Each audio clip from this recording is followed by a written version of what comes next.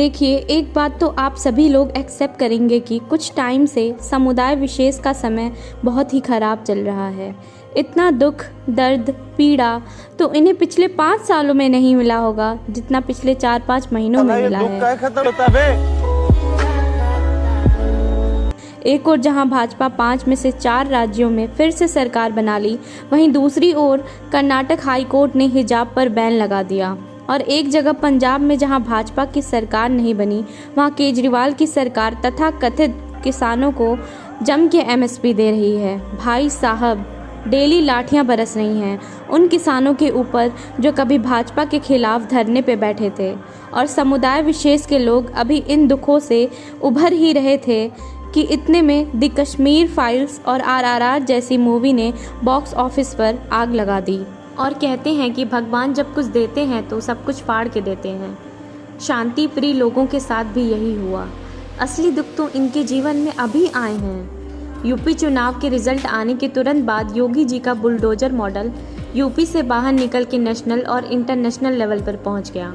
एक और जहां British prime minister Boris Johnson ने योगी जी के जीत की शहनाई बजाई और बुलडोजर के साथ सेल्फी ली, तो वहीं मध्य प्रदेश, गुजरात और दिल्ली में बुलडोजर ने शांति दूतों की बजाई और उनकी जम के ले ली।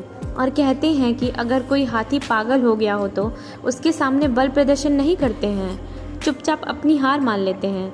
पर भारत के कुछ वामपंथी लोग जहांगीरपुरी में अवैध रूप से बनी बिल्डिंगों पे चल रहे बुलडोजर को रोकने पहुंच गए।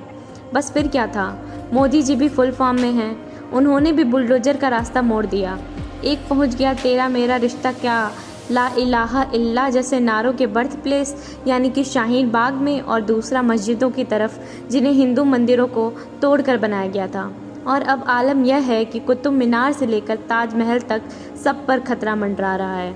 और हमारे लेफ्ट लिबरल और समुदाय विशेष के लोगों को समझ में ही नहीं आ रहा है कि अगर हम करें तो करें क्या, बोले तो बोले क्या। देखिए, हम यह बिल्कुल नहीं कह रहे हैं कि आप मस्जिदों को तोड़कर वहाँ पे मंदिर बनाइए। ये बिल्कुल गलत बात है और हम इसके खिलाफ हैं और इसकी कड़ी निंदा करते हैं।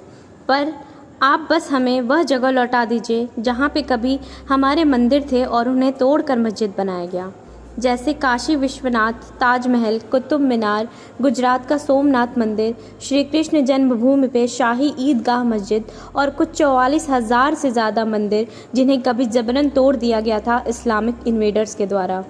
आप बस हमें ये सारी जगहें लौटा दीजिए और बाकी सारी मस्जिदों को अपने पास रख लीजिए, हमें कोई परेशानी नहीं होगी। पर आप शायद ऐसा करेंगे नहीं, तो फिर एक ही उपाय बचता है और वह है कानून की मदद लेना।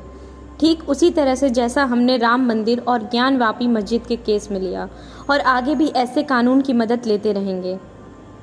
बस तब तक हमें हमारे आराध्य देवी देवताओं की ऐसी हालत सहन नहीं होती कि कोई उन पर हाथ पैर धोए, उन पे कुल्ला करे।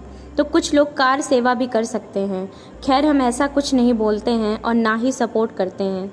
जैसे राहुल गांधी जनेऊधरी हिंदू ब्राह्मण हैं और ज्ञानवापी मस्जिद की बात हो ही रही है, तो मेरा आप सबसे एक सवाल है।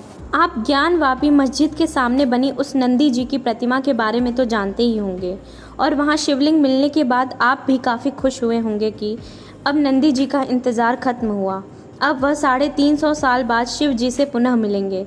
पर क्या आपने कभी सोचा है कि जो औरंगजेब पूरे के पूरे मंदिर को तोड़कर वहाँ मस्जिद बनवा सकता है, वो क्या नंदी जी की एक प्रतिमा को तोड़ नहीं सकता था? जाहिर सी बात है, तोड़ सकता था, लेकिन उसने ऐसा किया नहीं। उसने नंदी जी की प्रतिमा को वहीं रहने दिया, क्योंकि वो आपको नंदी की दुर्दशा दिखाकर तड़पता बिलखता देखना चाहता था। वो चाहता था कि हिंदू बेबस होकर रोज़ अपने आराध्य भगवान शिव को जलील होता हुआ देखें। और हमारे जो शांति भाई दूत हैं, जिनके साथ सेकुलर हिंदू भाईचारा निभाते हैं, क्या उन्हें कुल्ला करते, हाथ पैर धोते टाइम शिवलिंग नहीं दिखा होगा? क्या उन्हें मंदिर की दीवारों पर बनी शंख, कमल इत्यादि की आकृतियाँ नहीं दिखती होंगी? जाहिर सी बात है, दिखती होंगी। लेकिन इसके बावजूद ये उसी पवित्र शिवलिंग पर थूक रहे थे, क्योंकि यह उनका मानसिक स्तर है और ये ऐसे लोगों की फितरत में है। ये ऐसे निभाते हैं भाईचारा। और आप जरा सोचिए, मंदिर के विध्वंस के पश्चात वह चाहते तो शिवलिंग को उठाकर कहीं और छुपा सकते थे, लेकिन उन्होंने उसे वहीं पे एक कुएं में छिपा दिया और उस जगह को हाथ पैर धोने की जगह बना ले। हमारा धर्म और हमारा शास्त्र हमें सिखाता है रिस्पेक्ट ऑल रिलीजन, पर शायद उनकी आसमानी किताब में ऐसा नहीं लिखा है। और एक बार इनकी धूर्तता देखिए, शिवलिंग मिलने के बाद भी यह उसे फव्वारा कह रहे हैं। वैसे इनमें इनकी कोई गलती नहीं है। जिन्हें बहन, बेगम और बकरी में फ़र्क ना पता हो, वह फव्वारे और शिवलिंग में क्या फ़र्क समझेगा। ऐसे लोगों का पूरा जीवन ही बीत जाता है पंचर बनाते टाइम फटे हुए ट्यूब से निकलने वाले बुलबुलों को फव्वारा समझते हुए, तो ये शिवलिंग को क्या ही समझेंगे। खैर, इस भाईचारे पे आपके क्या विचार हैं, हमें कमेंट करके अवश्य बताइएगा। ये वीडियो आपको अच्छी लगी तो इसे ज़्यादा से ज़्यादा शेयर कीजिए और अपने दोस्तों को भी दिखाइए। चैनल पे न्यू हैं तो do subscribe and turn on bell icon, ताकि आपको सारी लेटेस्ट वीडियो की नोटिफिकेशन सबसे पहले मिले और आप हमारी वीडियो सबसे पहले देखें। और हाँ, हमारे इंस्टाग्राम पेज पे ज़रूर विज़िट करें, जहां हम छोटे छोटे रोस्ट वीडियोस और फैक्चुअल पोस्ट अपलोड करते हैं। लिंक डिस्क्रिप्शन और कमेंट सेक्शन में है।